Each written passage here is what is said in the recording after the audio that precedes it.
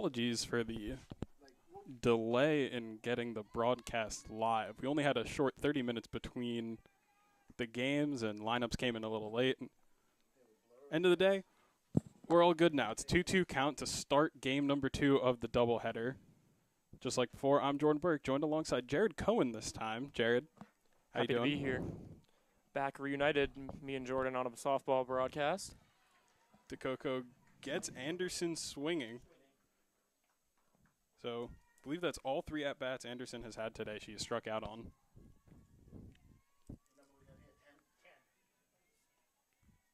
Maya Lee now the batter. And it's the ace of this jumbo staff, I would say, Sophia DeCoco pitching today. You know, ERA coming in the game, .38. That's pretty good. Pretty hard to get much better than that. And she's often firing to begin this one already with a strikeout. DeCoco's really evolved as a pitcher throughout the years, too. Remember, she used to be a ground-out pitcher, and then last year just strikeout stuff came out of nowhere. And already so far today, it's a lot of swings and misses. She used to be all about the location game, but things have kind of changed a little bit for her over time. Yeah, I mean, if you're looking just at strikeout ratio, 2022, 91 strikeouts in 182 innings, so roughly a strikeout every other inning. Last year, 62 strikeouts in 116 innings, also pretty similar in that regard. And this year, up to 29 strikeouts in 44 innings. So definitely, you know, overpowering opponents much more than she has in the past. And you can see the results in the fact that she's only given up 12 runs, only 2 earned runs all season. 1-2 pitch to Lee. Sliding stop by DeCoco picks that one up, and it's that Gold Glove duo of pitcher and first basewoman recording out number 2. Last season, DeCoco and Lineback being honored with that Gold Glove award. I've seen it in person. It's a little underwhelming. It's just a normal glove that they spray painted gold. I don't know why I expected it to be made of metal spray painted gold, but you can wear it. I tried. My hand was a little too big, but you know, wearable awards. That's not a bad idea, actually. Wearable awards. We should pitch it. Rawlings, if you're out there, change it up. Or rather, keep it going. I guess that's what they're doing now. Batter right now, Kennedy Jones. She'll line one through that first-second gap. Potential play to be made at first, but the throw from Perucci not in time. Jones reaches safely, and she's kind of had DeCoco's number going back historically. Had DeCoco's number, and she's really been the most consistent player on this Bates roster, at least so far this year. They have struggled mightily on the offensive side coming into today. Their team batting average is, you know, right around the Mendoza line, 204, but Jones at 400 coming in today, so she's really been carrying the load offensively.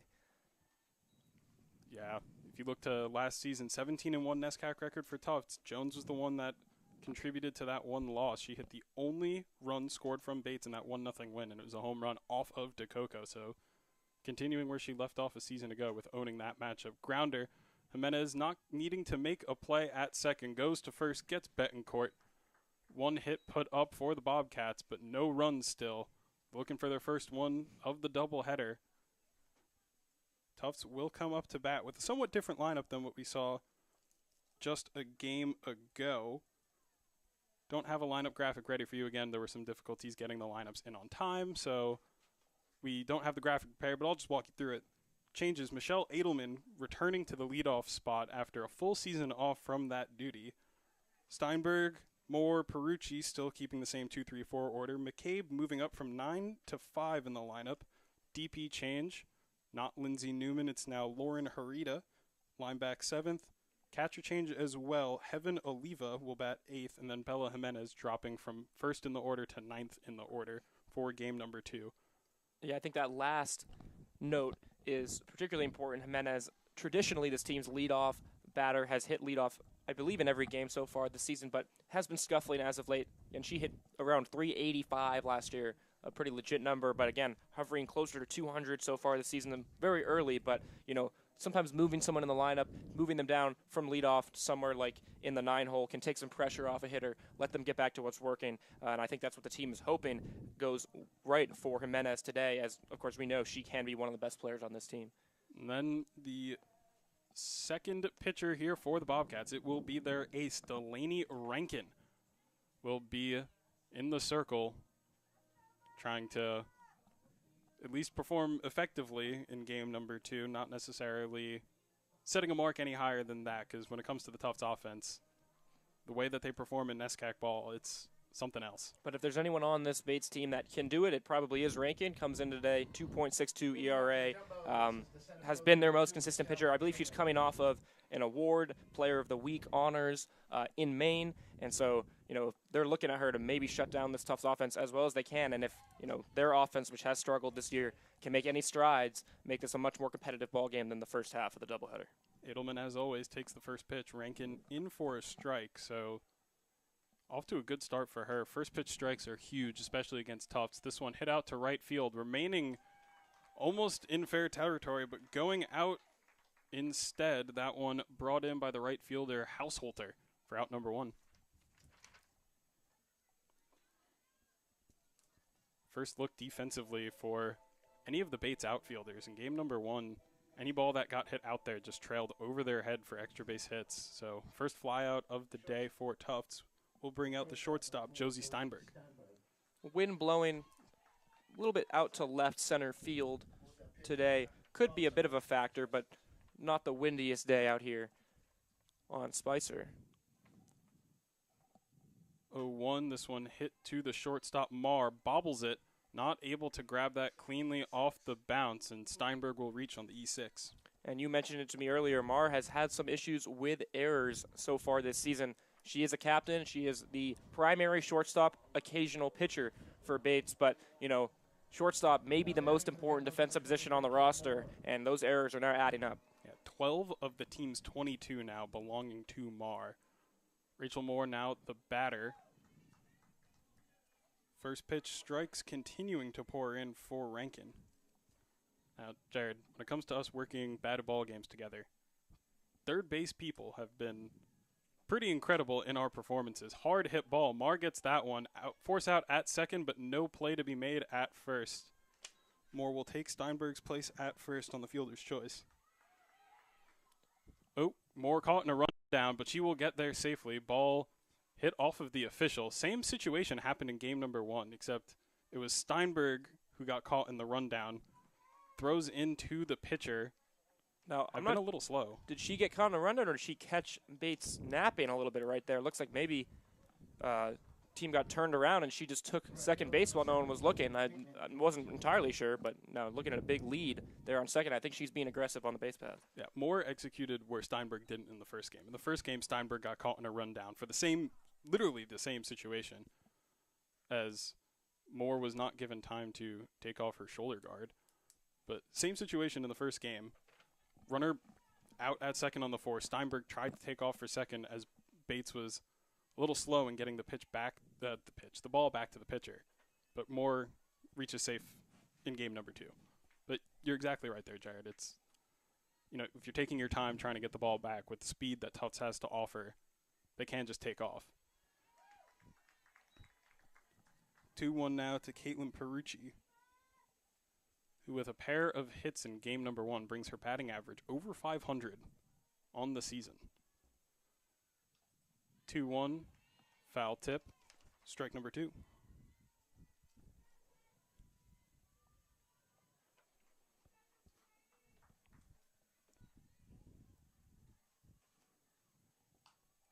This one hit to shallow left field. It'll fall for a base hit. Moore being waved around third. No Bobcat has the ball yet, and Tufts yet again will strike first on an RBI hit from Caitlin Perucci. And sometimes the best hitters are the ones that just get a little bit lucky. Perucci's numbers are video game-like coming in. You said over 500 now for the season, OPS over 1,200, more walks and strikeouts. Pretty much anything you could ask for from a hitter. Right there, gets jammed a little bit, pulls it to left field, but drops just over the shortstop's head. First run of the day for Tufts, and off to another good start. Left fielder Kayla McCabe now the batter, starting both games of this doubleheader. First pitch swung on, fouled back for a strike. Perucci is a prolific base stealer. We have not seen the Jumbos attempt to steal a base yet today. Can't imagine 0-2 is the position to do that, though. Pitch high and outside, ball 1.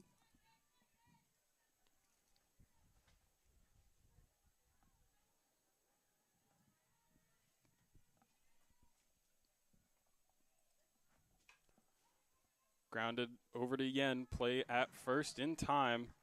Side retired. Caitlin Perucci strikes first for Tufts, throws 1 on the board.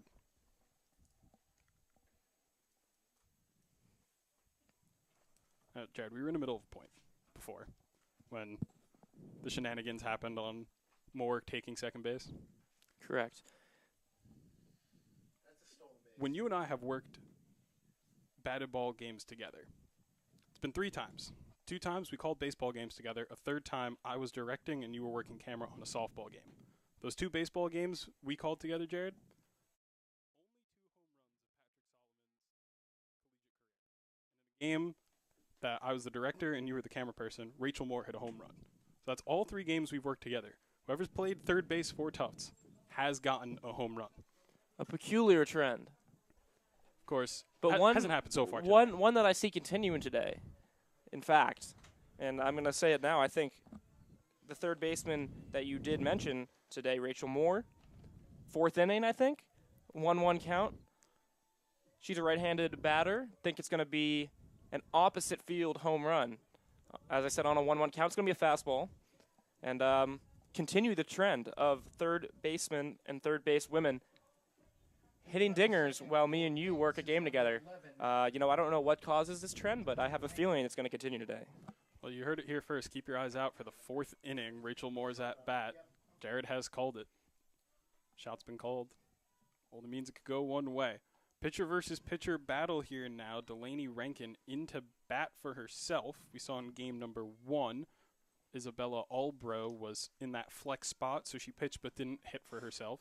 Rankin has a strong enough bat that the Bobcats are keeping her in. That ball hit hard to Jimenez. Gets there in time. 1 out.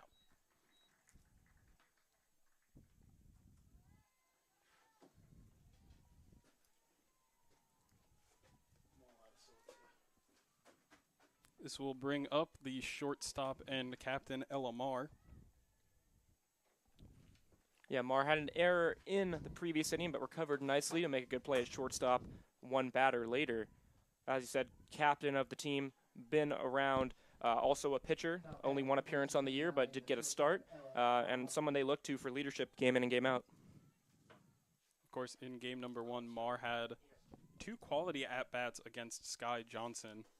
One of those going the distance to full count, 5 pitches after that as well before she struck out swinging.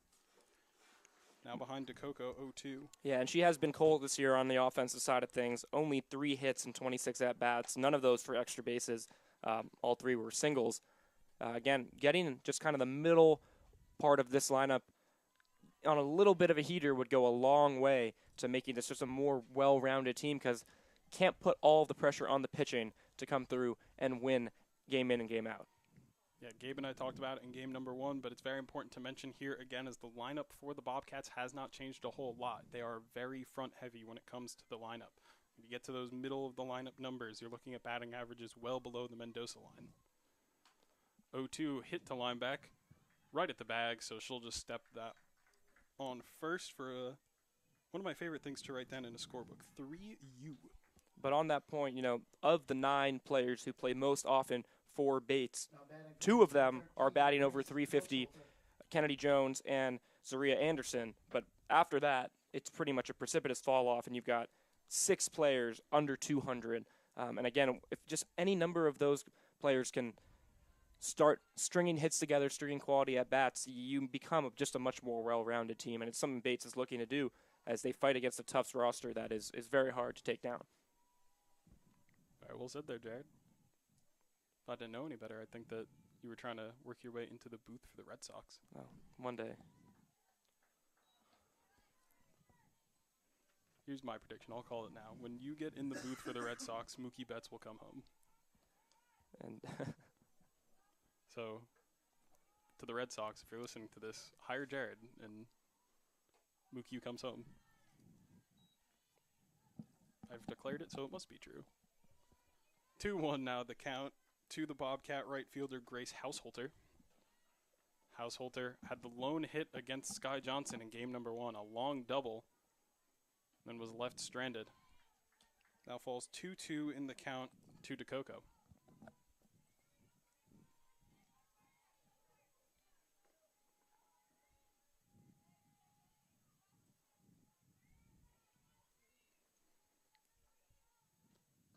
Two swung on and missed, strike 3. Second strikeout of the night.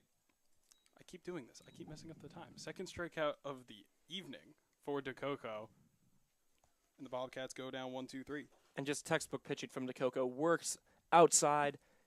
Honestly, good patience at the plate, but works her outside, and then 2-2 count, comes back inside. That pitch looks like it's coming down the middle, cuts a little bit back towards the batter, and there you go, end of the inning. DeCoco continuing to dominate. Due up for Tufts, 6, 7, and 8 hitters. Harita, lineback, and Oliva. Harita will be the first left-handed bat that we have seen on the day for either team, I believe. So we'll see how Rankin chooses to adjust her approach now that she's facing a lefty as opposed to the 5 right-handed hitters before Harita's spot in the lineup. Yeah, Harita lineback and Oliva, 3 of the players in the Tufts roster that haven't been hitting maybe where they want to be so far this season. Obviously, a lot of time left to go. Harita coming up, only hitting .227, but she's got a couple extra base hits. She's getting on base. 409 slugging percentage is pretty solid, but, for a Tufts roster that really does have super high expectations, I expect to see that this bottom half of the lineup will really round into form as the season gets underway. 2 pitches, split diff, 1 ball, 1 strike to Harita. See that third base side, corners creeping in against Harita. Does have some speed to her, but she is more of a power hitter than a base stealer. 1-2, called strike 3. Harita goes down looking. And beautiful placement right there. On that last pitch, outside corner, no complaints, and 1 out.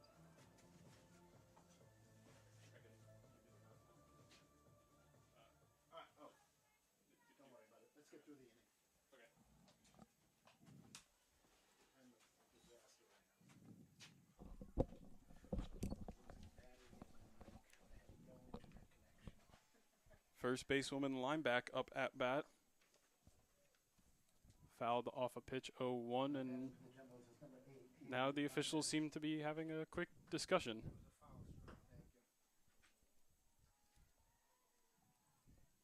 Unsure what about, but the 0-1 taken for strike 2.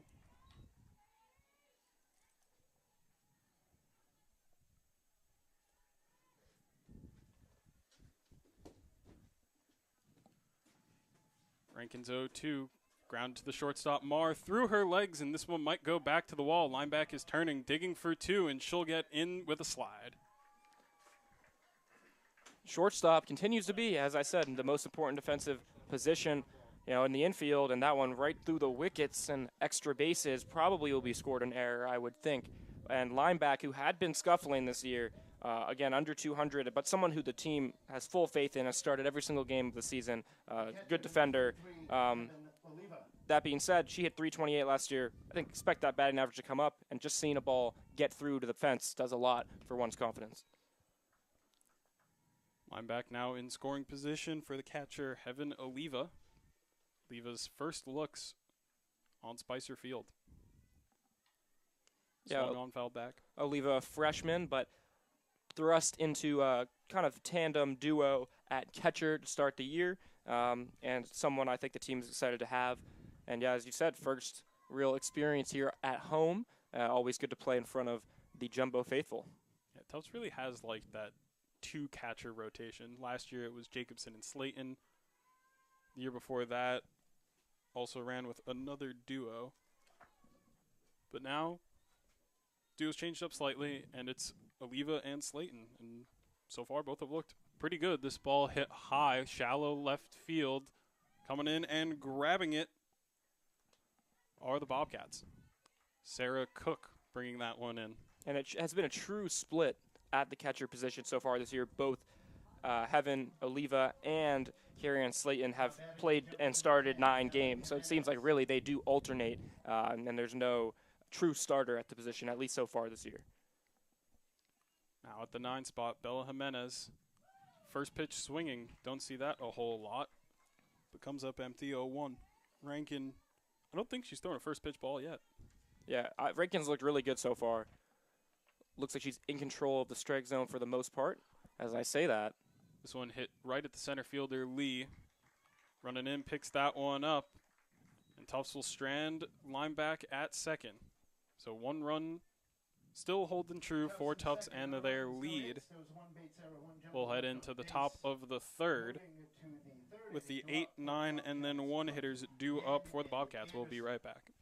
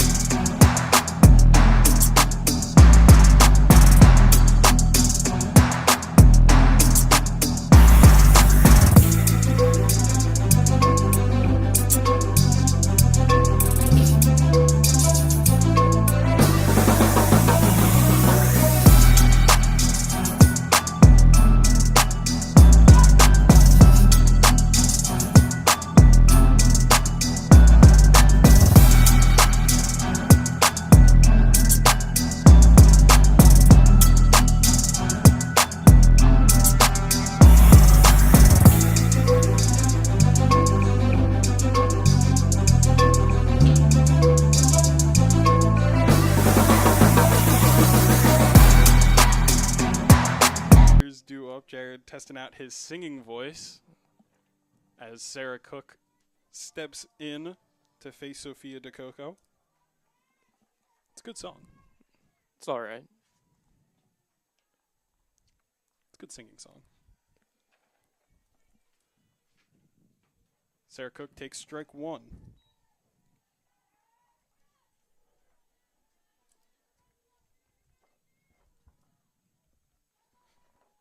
In game number 1, Cook had 2 at-bats, struck out looking, and then flew out to the right fielder Perucci in her second at-bat. Takes a big swing and a miss at the second pitch offered from DeCoco, 0-2 the count against her. Another captain of this Bates squad is Sarah Cook, but again, another player who's just been struggling out the gate. Has had a lot of success in the past, though, 2022, 311 hitter. She has hit a home run in each of the last 2 seasons, and none so far this year, but maybe just waiting on her pitch. Thought that one might have been it. Took a swing, fouled into the ground. Through the legs of Oliva, hitting the umpire. Oliva checking in, asking if he's okay. Seems fine. Of course, the dirt absorbing the majority of that impact. Takes a bit of the bite off of the ball. That one hit into his chest protector. Umpire is taking a beating.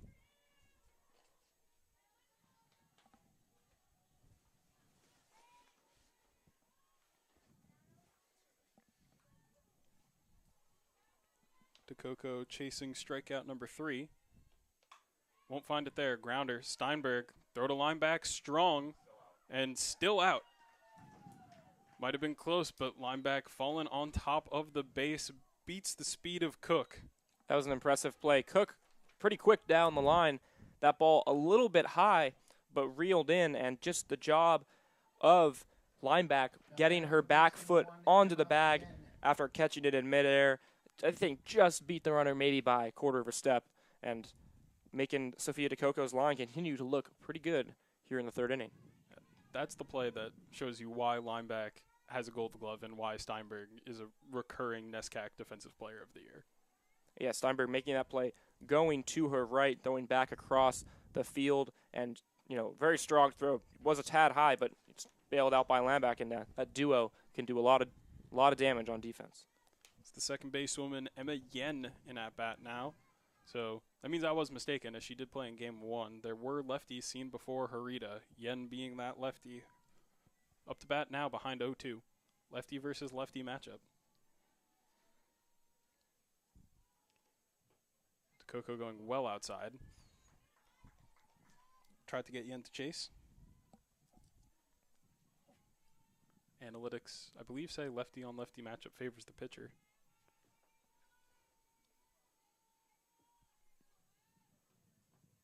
One, two in the dirt.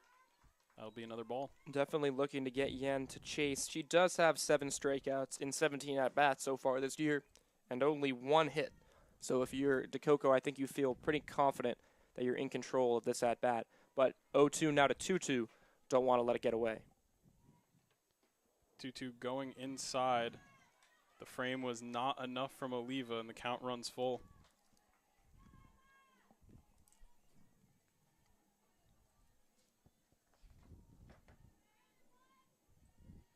Only the second 3-ball count of this matchup across both games, and that's low, ball 4. And a great job by Yen not to bite on any of those pitches. DeCoco was looking to get her to chase, and strong discipline gets her on first base with a walk. That'll be only her 2nd walk of the year and only her 3rd time on base. Head back to the top of the lineup for the Bobcats. It's Anderson looking for her first hit against Tufts, now with a runner on. Yeah, and if you're DeCoco, probably not too happy about walking the 9-hitter, especially with Jones coming up, who has just been by far the most dangerous hitter in this Bates lineup. Of course, you do have 2 batters before you get to Jones. Anderson up now and Lee on deck. This ball hit hard. Perucci coming in. She's going to let that one fall in front of her. Throw over to first, not in time. The Bobcats have 2 on now for Maya Lee. Yeah, Kennedy Jones just keeps on hitting. Batting average also creeping up towards 400 on the year. This team only has 12 RBIs, and she's got 5 of them on the season. So no surprise to see her drop that one into right field. And now threatening a little bit are the Bates Bobcats. Perucci came running in thinking she might have had that, but the ball just falling in front of her. Nice job to not let the ball roll past. Is usually when you're running in that hard, to slow yourself down is a little difficult. Lee looks to lay down a bunt. Moore going to grab that one. Throw to Jimenez at first in cover. Sack bunt records the out, but now 2 in scoring position for the ever-dangerous Kennedy Jones. Pretty textbook sack bunt right there. Gets down left side of the infield. Strong play to get the out at first, but now 2 women in scoring position on 2nd and 3rd. But also 2 outs. I've never really been a huge fan of the sacrifice bunt with 1 out, but when you're in a position like Bates where you really need to get some runs across the board, maybe not the worst idea to get your women up in scoring position. I don't know, how do you feel about the sacrifice bunt with an out already on the board? Well, I think with the 1-run lead for Tufts, I kind of like the bunt situation here. Jones, again, historically, has DeCoco's number, has that home run against her, then today has that base hit. So in all the matchups, DeCoco's yet to win. So I think putting 2 in scoring position, if Jones replicates what she did in her first at-bat, that hard hit single, 2-run score, and then suddenly the Bobcats are out in front. So I don't think the bunt is the worst thing in the world. But if DeCoco battles back and beats Jones, then you start to question the sack a little bit more. Yeah, I think Indiana has kind of been building up to this at-bat, as I was saying with Jones, just the strongest hitter in this lineup. Just saw Coach Epstein go out. It appears as if the game plan might be to intentionally walk Jones. Neither of these pitches, you see Slayton, before the ball is even being planned, is lining up well outside, and these pitches are even further than anticipated. So I think it's an intentional walk kind of a moment to prevent Jones from scoring. Yeah, with an open base at first, I think that does make sense. Rather would try to get a force out with the bases loaded than risk maybe giving up your 1-run lead, and there it is. 4-pitch walk. It's not like baseball nowadays where you can just hold up a 4 if you're the manager and say, we're going to intentionally walk the guy. D3 softball, you still have to throw the pitches, so it's a little bit less difficult to see, again, than in baseball. Back when the rule was you had to throw those pitches, you would see the catcher stand up, kind of stick out his hand, and you know it would be an intentional walk. But when you have pitchers like DeCoco who, pitch to that ridiculously low ERA who have the control level she has. To throw 4 balls in a row well outside, you have to know that's intentional. Yeah, now Betancourt only hitting 148 on the year, but she's got a home run and she's got a double, so some power potential. Hard liner back to DeCoco. Steinberg needs to make a strong throw. She got it in time. DeCoco knocks it down. Steinberg fires it home. And no runs will count for the Bobcats. They try to play smart, but the Jumbos just outwill them. Yeah, hard to overstate how impressive of a play that was. Rocketed right back up the middle, deflected off the pitcher, DeCoco, and then off the rebound, just fires that to first base. Probably only beat the runner by a tenth of a second. And, you know, that tenth of a second worth at least 1 run. That ball gets away, maybe 2 runs, and just a massive play to keep Tufts in the lead, going now into the bottom of the 3rd. For a moment, it looked as if DeCoco had caught it. Then it looked as if the ball had lied down in front of her, but it just kept rolling away. And Steinberg, I mean, what a throw. Like, there's not much you can say there other than what a throw. It was a bang-bang play, but Tufts gets the call, and 1-run lead is preserved. And I think now is where you can start to question the sack a little bit more, especially if you knew that the sack results in an open base. I didn't think about that. Yeah, at first. I do agree. I mean, you're correct in that if you don't sacrifice there, even if you record an out, you know, there's already a force play on the cards by recording the sack bunt. You leave the base open, and then there's going to be a force play regardless, and all you did was prevent your best hitter from really getting a shot at taking a swing. Now, of course, that ended a bit unlucky for Bates, so, you know, it's hindsight is 20/20. But, again, I'm not a big fan of that 1-out sacrifice bunt because then you get to 2 outs, and, you know, that's what happens. If it had been 1 out, it would have been a run. Yeah, it seems as if in either situation, if there were 2 on no matter what and Jones was the batter, Tufts probably would have intentionally walked because you're either in 2 outs, runner on first and second, and you walk to load them, or it's second and third, and you have that free base at first. And it seems to me like Bates was either really optimistic into how Betancourt would perform with the bases loaded, or just hadn't considered an intentional walk of Jones. Regardless, Tufts now holds the bat in their hands. Edelman, the batter, 1-1 count to her. First time up, flew out to right field, but just 1 game ago, a few short hours ago, had a monster home run to dead center.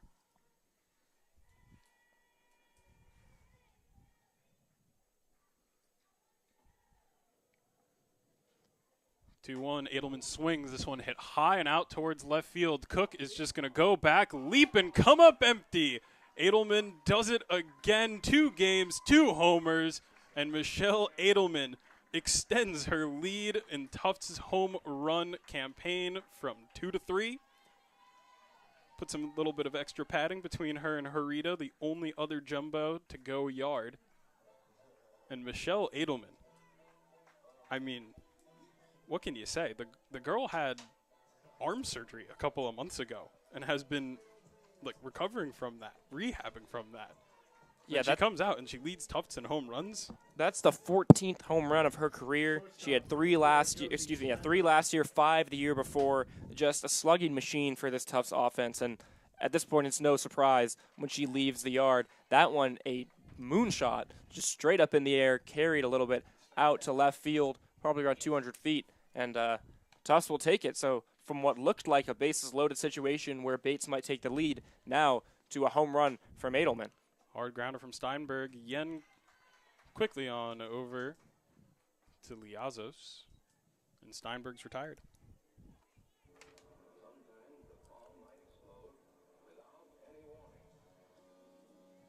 Rachel Moore will now step in. Jared, I may have timed this wrong. This doesn't look good for your bet. We're an inning ahead of schedule. They're going to have to bat around. But that's strike 1. If it's a ball, keep your eyes peeled. Yeah, it's 0-1 count. 0-1. Pitch hit out, shallow right field. Trying to come in is Householster. Householter can't grab that one, so that will be an opposite field base hit from Moore. So barring an unforeseen turn of events, my prediction will not come to pass, but I don't think that Rachel Moore will mind. She's on base with a single. Perucci, the batter, first inning, had that base hit that brought more home. That one high, but grabbed nicely by Jones to prevent Moore from advancing on a wild pitch.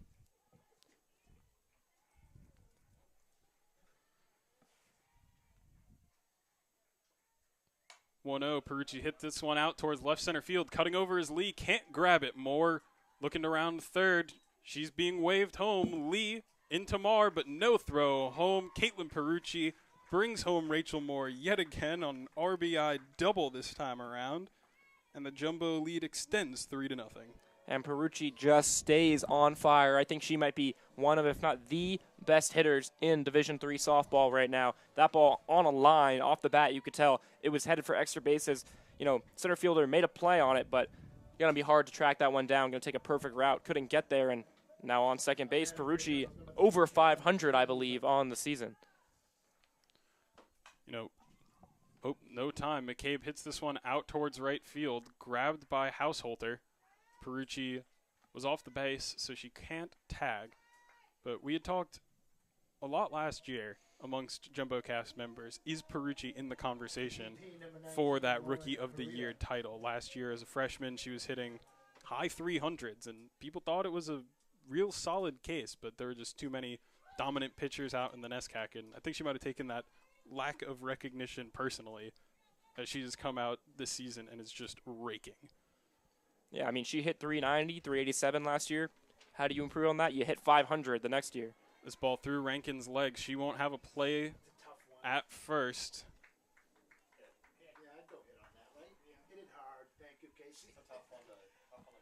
I think that'll be ruled a hit.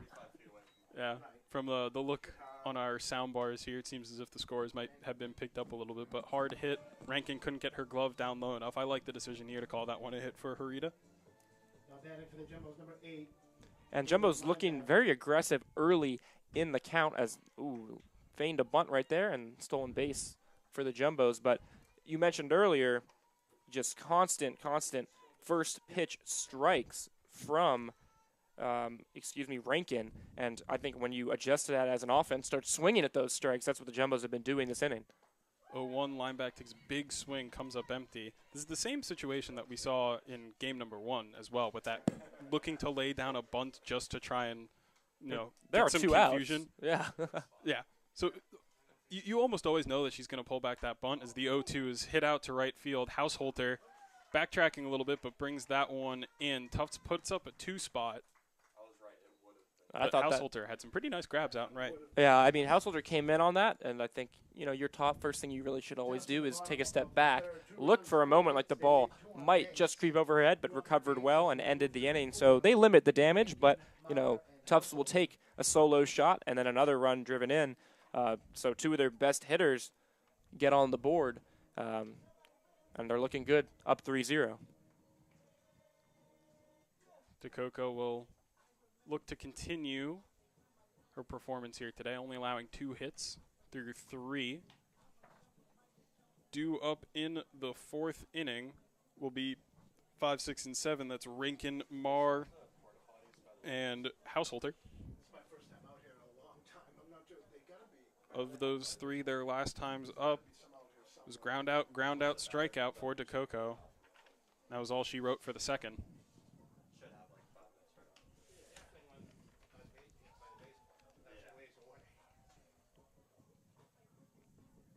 I always love watching teams when they have their little between inning fields, just see how hard everyone's choosing to throw in those times. And when it comes to Tufts, everyone's throwing really hard, which I guess makes a lot of sense when you think about some of the positions like third base and the corner outfield spots. You do need to have a really strong arm there. But when you see even shortstop and second base who, closer to that first base side, it's between innings, you probably don't want to go a little too hard. Still, practice how you play. It's a very strong mindset. Rankin will take a first pitch ball. Yeah, Rankin, the best pitcher on this Bates team and one of their better hitters as well. One of those do-it-all kind of players. Shows a good eye. I've always been of the mindset when it comes to softball that as a pitcher, you have a better recognition of the strike zone than some hitters do, because you can kind of see the ball better because you know what those grips look like. You know where the pitch is going to go. As that one hits hard up the middle. Rankin kind of proving my point a little bit. Yeah, might have seen that one coming. That pitch, I think DeCoco looking to place it a bit low in the zone, but ended up pretty middle, spin kind of coming right back over the center of the plate. Stayed with it, drove it right back up the middle. You could hear that off the bat. Very solid contact. So the pitcher gets revenge on the other pitcher and gets on base.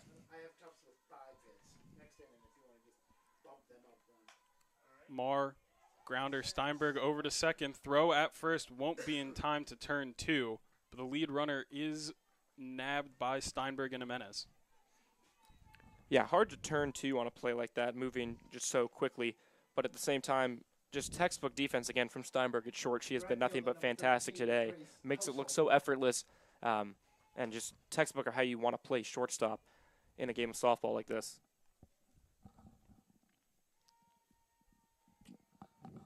One out, runner now on first is Marr as Grace Hausholter steps into bat. Struck out in the second.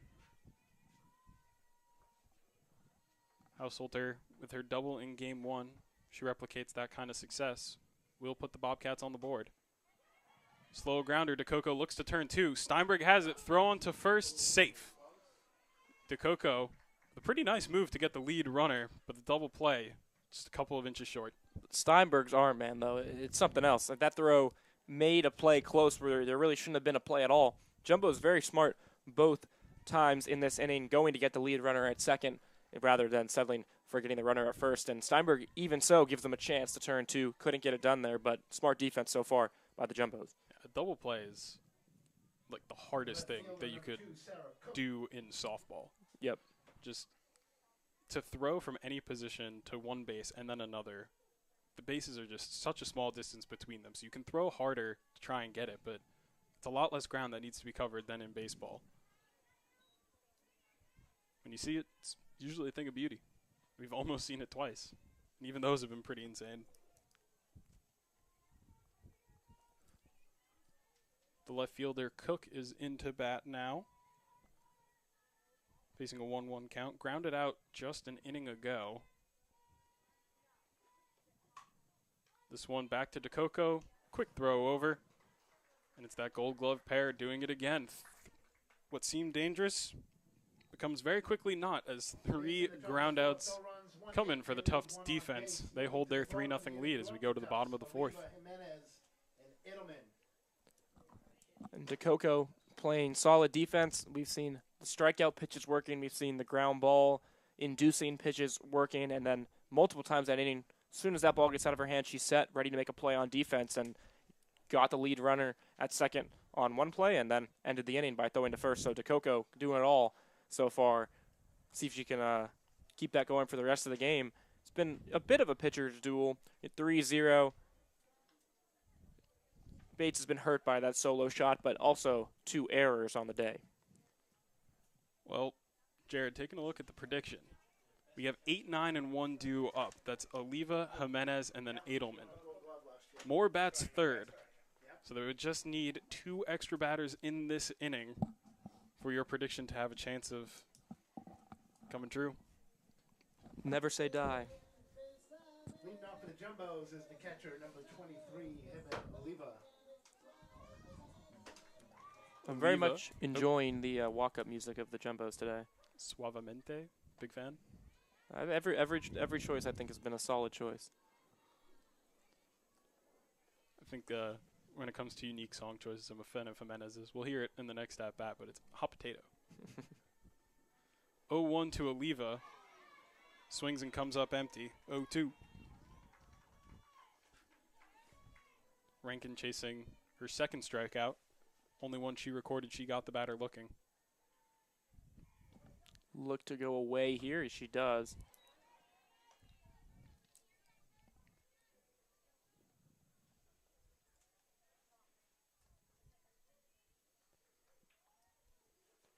One-two pitch. This one fouled out of play. That looked like maybe a missed location from Rankin.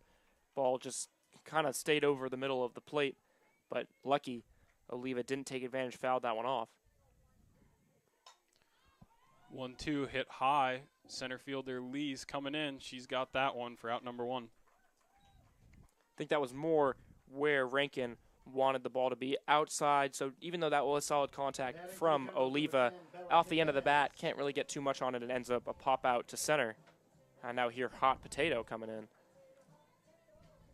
This is the Wiggles.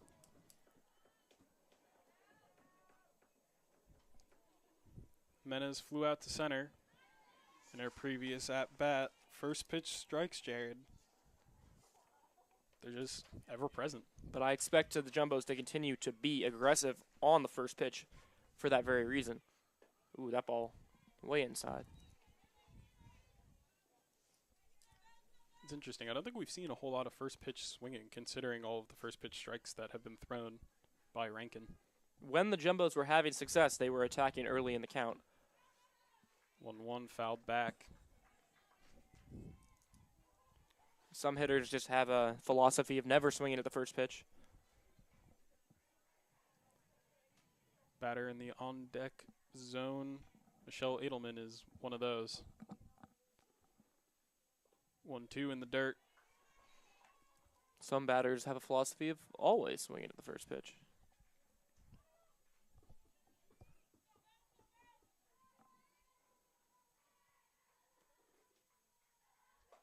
Two up and above the head of Jimenez, full count.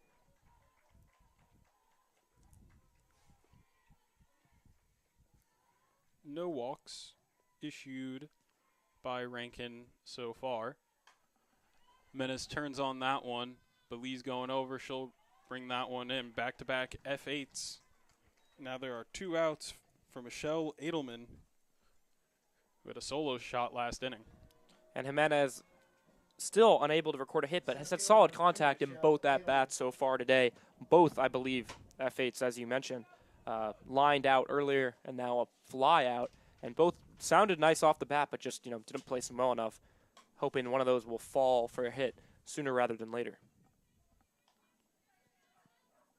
Edelman, as I mentioned, she doesn't like to swing at the first pitch. Swings. Fouled back. 0-1. 0-1, this one hit shallow center field. Lee won't be able to get that one, and that's a base hit for Edelman. She's having herself a lovely time against the Bobcats. But, Jared. One batter away. One batter away. If Steinberg manages to keep the inning going, you will have a chance at destiny. Steinberg 0 for 2 on the day, reached in the first on an E6. Last inning grounded out to second.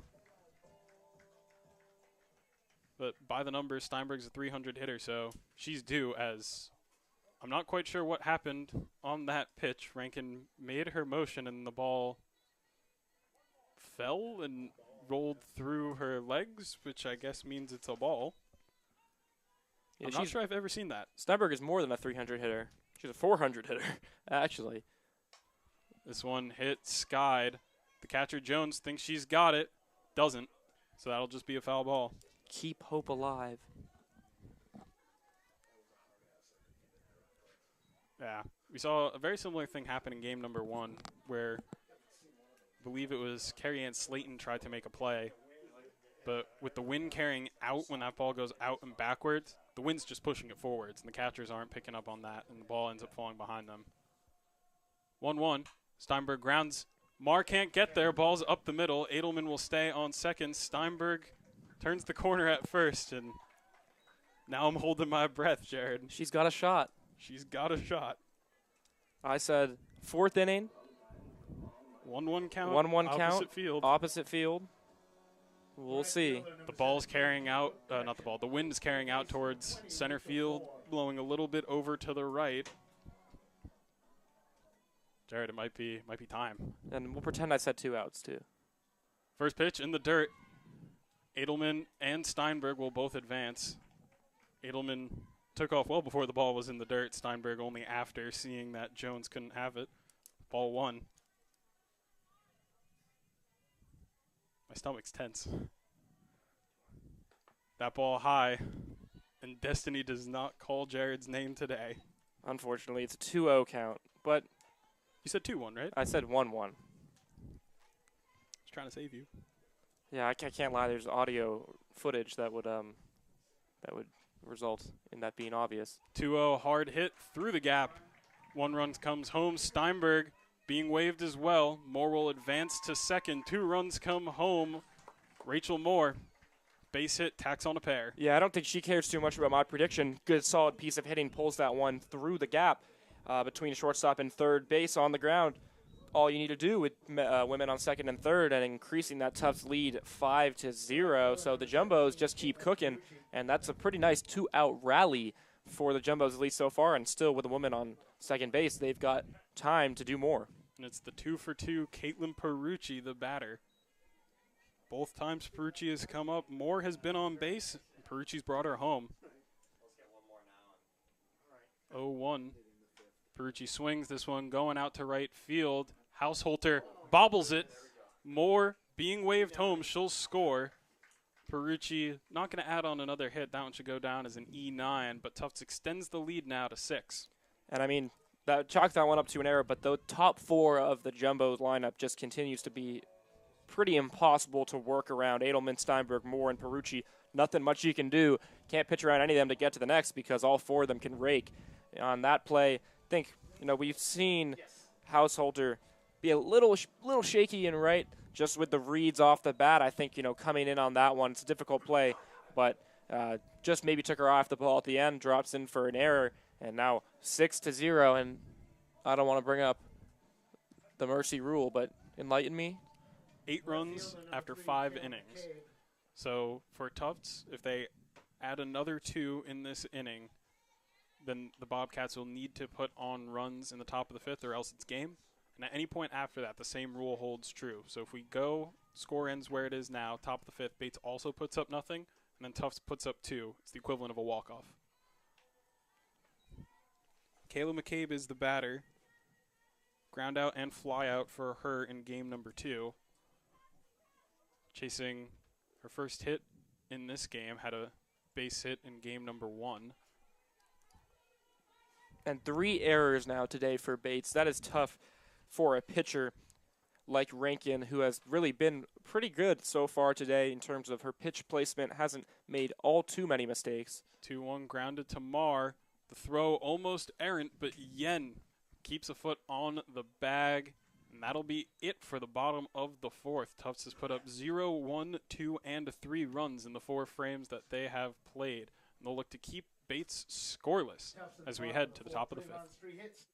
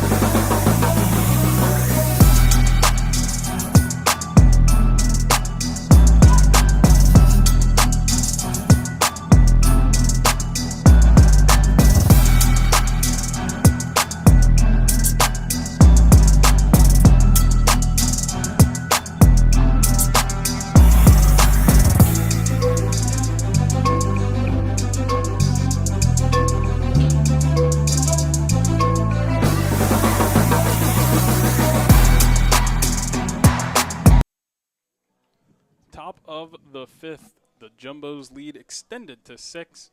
It'll be the 9, 1, and 2 hitters due up for Bates. Some defensive changes coming in for the Jumbos. Kayla McCabe out in left field, in Emma Toney's.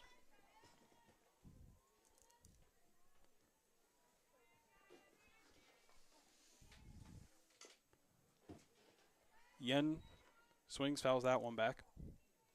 Some good experience for Tony's. She's a sophomore, but hasn't had a ton of playing time so far this season. Only 5 games she's appeared in, only 1 start, yet to record a hit. So hopefully maybe get an at-bat if this game continues on, and some experience out in right field. 0-1 from DeCoco is low. Last year, Tony's was used more as a speed demon. Came in a lot to pinch run, including in that final series against Moravian. Grounder, line back grabs, steps on the bag, out number 1. Yeah, Tony's yet to record a hit in her career. Only 9 at bats, so not a huge sample size. Would be good to see if she can get another one later in this game. But a quick out from DeCoco DP number 15, Zaria Anderson. brings up Zaria Anderson, who I spoke about earlier, as another pretty phenomenal hitter towards the top of this Bates lineup. Last at bat in the 3rd, had a base hit. That was in the inning where we saw Jones get intentionally walked. So perhaps one of the more dangerous parts of the day for DeCoco. And she'll have to face it again. Anderson and then Lee on deck. That ball bouncing away from Oliva. No runners on, doesn't matter too much.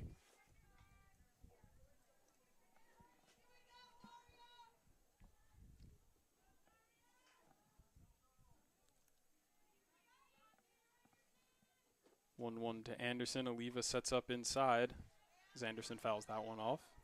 Anderson, hitting above 380 on the year, OPS near 1,000, only 1 RBI, which came on a solo home run. So even though she has 10 hits and has been getting on base, has not had the opportunity to drive in a whole lot of runs for Bates so far this year. That one grounded. Moore, strong throw to lineback, extends out, picks that one up for out number 2.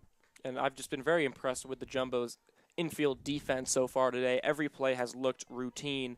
Every play has been pretty much exactly what you would want to see if you're the coaching staff, and compared a little bit with the defensive struggles we've seen for Bates today. It just shows how really into the details this Jumbo roster is, that they look to pursue another NESCAC championship. When you think back to DeCoco's Pitcher of the Year campaign, that was what she was known for. Ground outs and then a solid defense behind her that just kept making the throws to record those outs. In this game, we can definitely say we've been back there. 1, 2, 3, 4, 5, 6, 7, 8, 9, 10 grounders. All 4 outs. And and as you mentioned, ground out pitcher can't do much work without a defense behind them that can turn those ground balls into outs. DeCoco certainly has that, and she certainly is a part of that defense as we've seen so far today. I think the Jumbos get out of this game without recording an error. They'll be very happy with just the sheer efficiency of the plays they produced on the defensive end. 2-1 the count to Maya Lee. 0 for 1. Did have that sack bunt. That one hit sharply.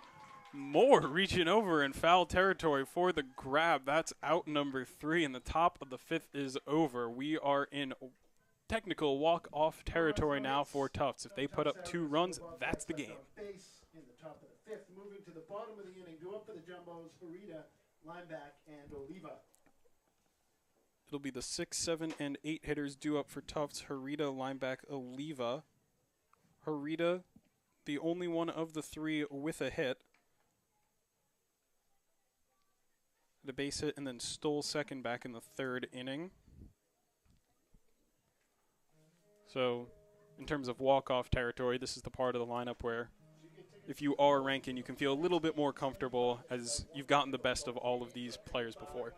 And if you're Tufts, it's the part of the lineup that you kind of desperately want to see get that walk-off and string some hits together, because it hasn't looked easy for them so far. So much of the offense has come from that top 4.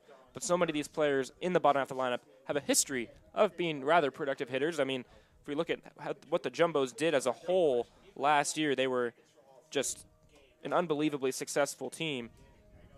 As a team last year, they hit, as a team, I'm saying 364 they hit as a team last year. They slugged 413. They got on base around 50% of the time. That's a 911 OPS as a team.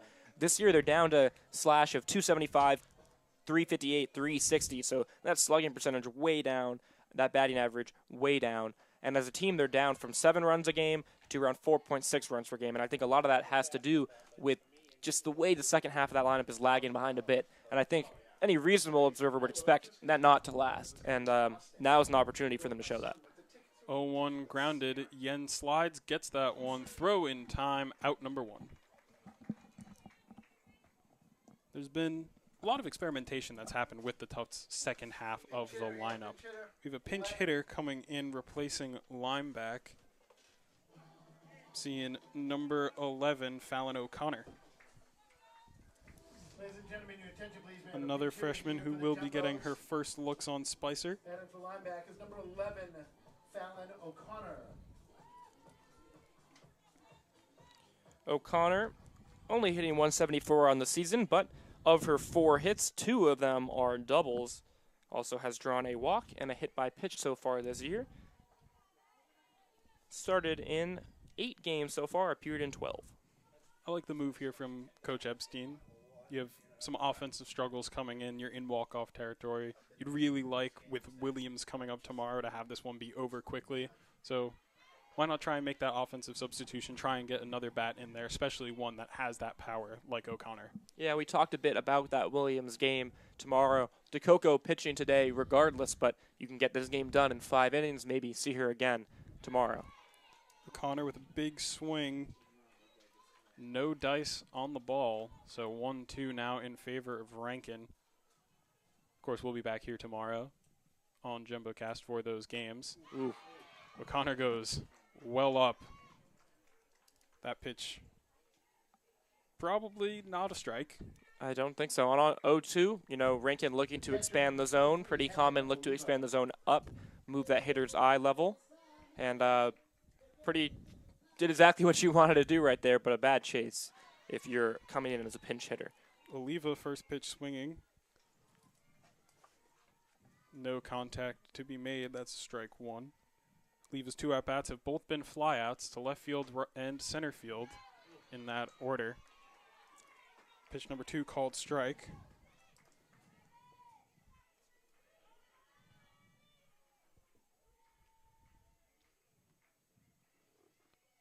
Oliva golfs this one out towards right field. That one will fall in front of Householder. And Tufts will have a base runner. We're going to see another pinch hitter come in. Bella Jimenez, after her 2 flyouts, is being pinch hit for. Seeing number 18, this is Lacey Chillick. Chillick only has 1 at-bat on the year, I believe, Ladies and gentlemen, another in which she did record a hit, so an 1,000 hitter coming into the day. She also pitches. 1 inning pitched. 1 inning pitch, I so believe no hits allowed, so in a limited game experience. no, 7 innings coming in. She pitched a full game. I There lied. you go. Would have been a fun stat, but Chillick, hitter and pitcher, getting a chance here. A little maybe 2-run walk-off piece. That would be insane. 1-0, Chillick takes, ball 2. Don't want to let Chillick get on base and bring up that vaunted top of the order. So 2-0. And a borderline strike right there makes it 2-1, but definitely don't want to give up a free pass at the bottom of the lineup.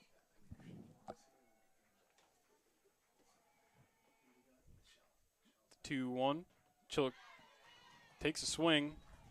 Now count even at 2s. And you see that previous pitch strike on the outside corner, comes back, similar placement. That one probably a ball, but as the hitter, don't want to let that go and swing and 2-2. miss. Jones sets up outside. That ball low. Count full. 2 outs. This will be a very big pitch. 1 ball, and Michelle Edelman comes up, and she's having herself a day. The stakes somehow feel high in a 6-run game. 3-2. Chillick goes down swinging. The riser from Rankin is enough to fool Chillick. And we'll see the pinch hitters.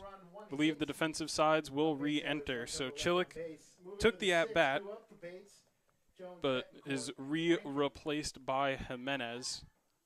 Bates lives to fight another inning. Same deal. O'Connor took the at-bat. Lineback re-enters. The re-entering rule is always a confusing one for my scorecard because you have to make the denotion of the substitution, but then you have to make another thing saying that that batter is gone. I haven't yet decided how I want to do it. Do I just do another squiggle? There has to be concrete answer for this question, is there not? I'm not sure. I'm just going to put another squiggle. If anyone in the chat knows what you're actually supposed to do, I'm quite interested. Ladies and gentlemen, your attention please. Defensively for the Jumbos, re-enter lineback at first and Jimenez at second. DeCoco, still with that 6-run lead, will face 3, 4, and 5 for the Bobcats. That's Jones, Betancourt, and Rankin, barring any substitutions. Of course, in a 6-run game, 9 hits given up, Rankin has thrown a lot of pitches, so if we saw a pinch hitter there, could be because her day on, well, I guess not on the bump. There is no bump. In the circle is over. Number 19, Kennedy Jones. Jones 1 for 1 on the day. Had a base hit in the first and then was intentionally walked in the third. So DeCoco is still looking to get her first out against Jones. Jones slashes one down the right field side. Foul.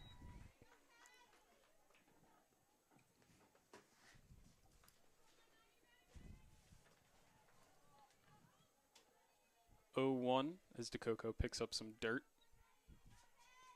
He's a big fan of the dirt as opposed to a rosin bag. 0-1's low ball.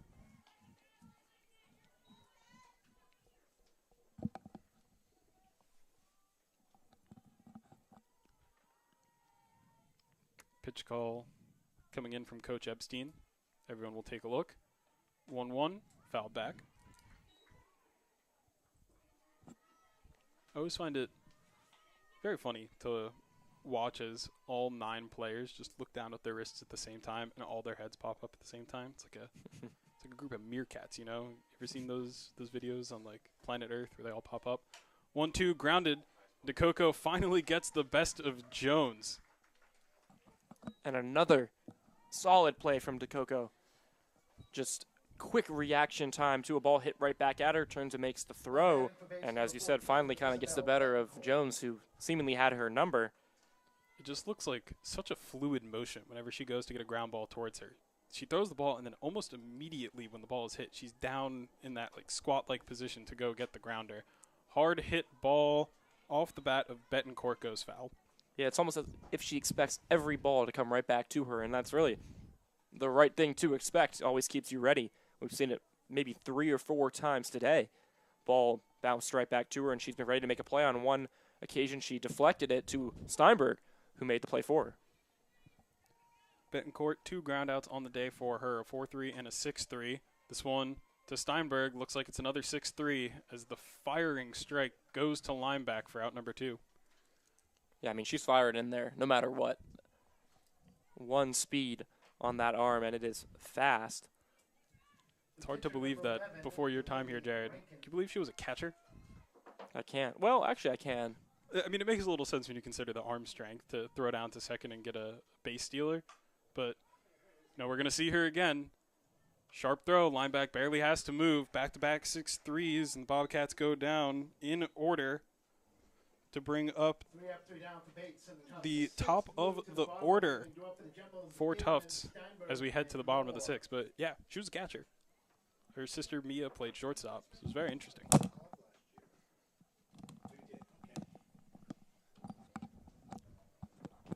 Yeah, Steinberg's defensive play just continues to impress. We brought it up throughout the day. Gobbling up all of those ground balls at shortstop and making quick work. And now another seeming walk-off opportunity should the Jumbos take advantage here in the bottom of the 6th. Any 2 runs would put the mercy rule into effect. And with the top of the order coming up in Edelman, Steinberg, and Moore, they are definitely a threat to do exactly that. Edelman, 3 at-bats, got on base twice, one of those being that home run. So both the times where she's touched a base, she's come around to score. Steinberg also has a run scored, and then Rachel Moore, all 3 of her at-bats got on and scored. And Rankin coming back out for Bates, just eating those innings that, you know, can be so valuable in a game like this that's probably already decided.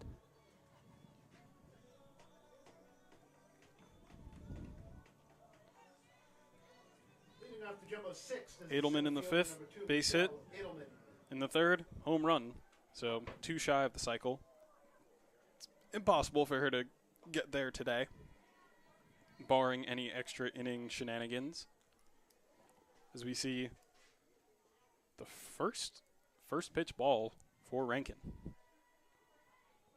That's true. The first pitch ball of the whole game.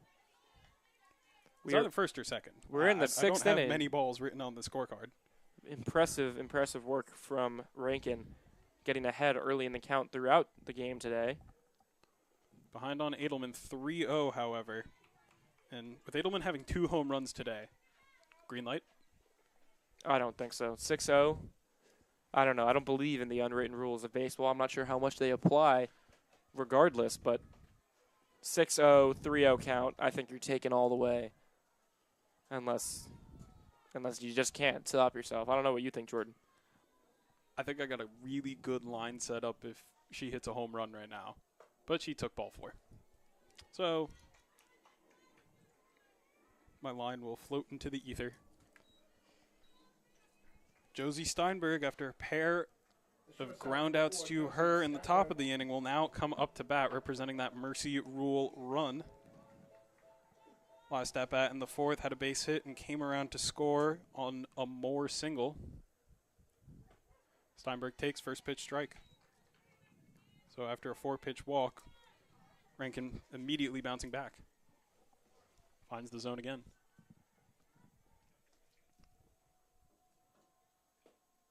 Big swing and a miss. 0-2. You get the feeling they want to end this game with one swing. I mean, that's the way to do it, right? That's the Instagram highlight reel. 2-run piece. 0-2. Steinberg swings, fouls. Yeah, these are big swings. These aren't, I'm trying to hit the ball up the middle, prolong the at-bat. This is, I want 215 to left center. I think Coach Epstein might have noticed it. Walks out, said a couple of words to Steinberg, now talking to the catcher, Jones.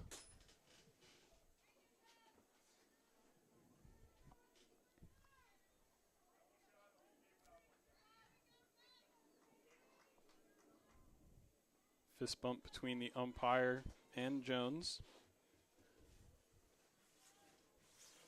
But now, 0-2 pitch to Steinberg. Foul back. She wants it. How do you feel about the Jumbo logo on the back of these Tufts jerseys? See, I was going to say it earlier. I think these are the coolest jerseys of all Tufts athletics. I think they're really cool. The words on the front, Tufts on the back, I'm here for it. Interesting. This one hit high. Jones looking for it. Does she got it? No. It's been a tough play so far today. Seen it a couple times. Just hard to read that ball going essentially backwards towards the net and with the wind blowing towards center field. So the ball's going to look like it's going out of play, and then it's going to come back towards home plate. And, yeah, twice in this game so far been unable to make that play. 0-2. Steinberg hits this one out to center field. Lee's walking back. Doesn't have it. The ball's off the wall. Edelman thought it was caught, so she looked to turn back to first. It was almost a home run. It was almost extra bases, but instead, first and second, no outs. It was almost an out. It was almost an out, too. You're right. It was almost everything all at once, but at the end of the day, it's runners on first and second, and Rachel Moore now looks to put the nail in the coffin. I thought that ball was out off the bat. I thought it was just going to have enough to get over that center field wall. Came up just short, but now Moore's picking up where Steinberg left off with these big swings to end it all.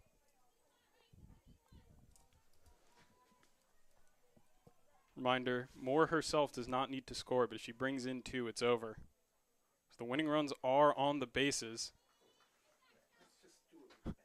Jones feigning the stolen base. Taking a secondary lead halfway down to third base, up 6-0. Not sure how the Bates Bobcats will feel about that. Edelman is that kind of base runner, though. She is cocky and arrogant as Moore hits one out deep to left center field. Lee goes back, reels it in. Edelman's trying to tag.